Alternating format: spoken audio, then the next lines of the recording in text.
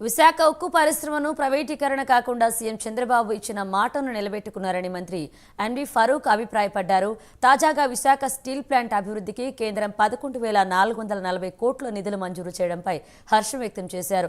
వెనుకబడిన ప్రాంతాలైన ఉత్తరాంధ్ర, రాయలసీమ అభివృద్ధికి కూటమి ప్రభుత్వం కట్టుబడి ఉందని స్పష్టం చేశారు.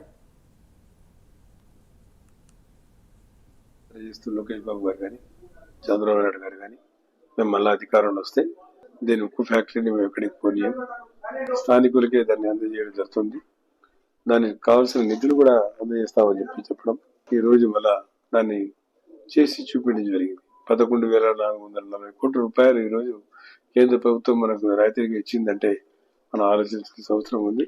దాని వెనుకల ఎంత కృషి ఉందో, ఆయన ఎంత కష్టపడారో, కేంద్ర ప్రభుత్వ సాయాన్ని కూడా మనం ధన్యవాదాలు చెప్పుకోవాల్సిన అవసరం. ఈ పరిస్థితుల్లో, ఈ స్థితిలో ప్రజలకు ఏదైతే వాగ్దానం చేశారో స్టీల్ ఫ్యాక్టరీని కాపాడతామని చెప్పి, అది ఈ రోజు ఉక్కు ఫ్యాక్టరీని కాపాడడం వల్లనే ప్రజల్లో విశ్వాసం కలిగింది.